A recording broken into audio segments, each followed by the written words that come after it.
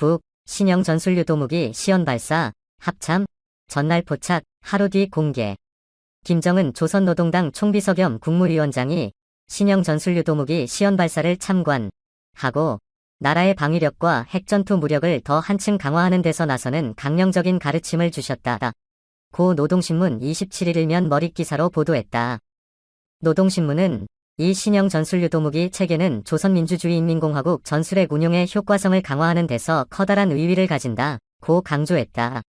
노동신문 이 보도한 8장의 사진을 보면 이 신형 전술유도무기는 이동식 발사 차량 TEL에 실린 발사관 2개에서 발사됐다.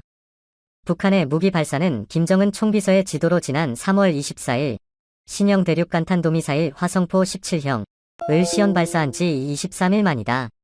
한국, 미국, 일본 정부가 16일 북한의 발사 사실을 발표하거나 대응 언급을 하지 않은 사실에 비춰 북쪽이 이번에 시연 발사한 무기체계는 유엔이 금지한 탄도미사일 계열이 아닐 가능성이 있다.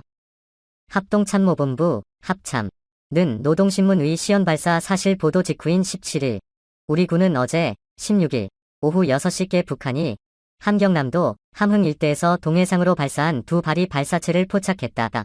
며 어제 탐지된 발사 재원은 고도 약 25km, 비행거리는 약 110km, 최고 속도는 마하 4.0 이하로 한 미 정보당국이 정밀 분석 중이라고 발표했다.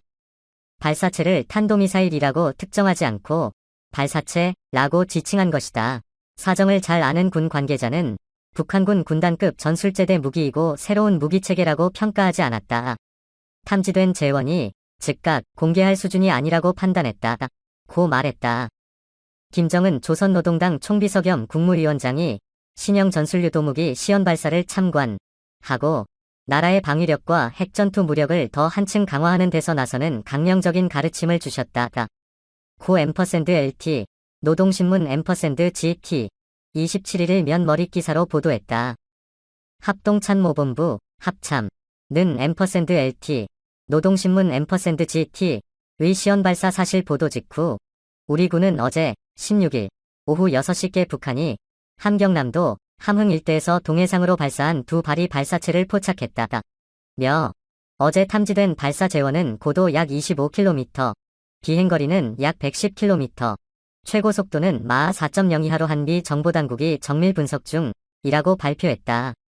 조선중앙통신 연합뉴스 김정은 조선노동당 총비서 겸 국무위원장이 신형 전술유도무기 시연 발사를 참관하고 나라의 방위력과 핵전투 무력을 더 한층 강화하는 데서 나서는 강령적인 가르침을 주셨다.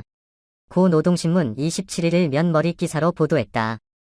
합동참모본부 합참는 노동신문의 시연 발사 사실 보도 직후 우리 군은 어제 16일 오후 6시께 북한이 함경남도 함흥 일대에서 동해상으로 발사한 두 발이 발사체를 포착했다.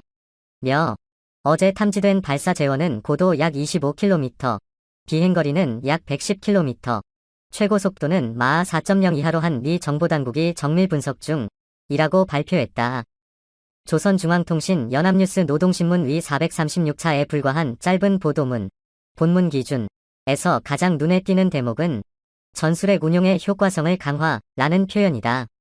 김 총비서는 지난해 1월 노동당 8차 대회 사업총화보고 연설을 통해 핵무기의 소형 경량화, 전술무기와 전술핵무기 개발로 핵위협이 부득불 동반되는 조선반도 지역에서의 각종 군사적 위협을 주동성을 유지하며 억제하고 통제 관리할 수 있게 해야 한다.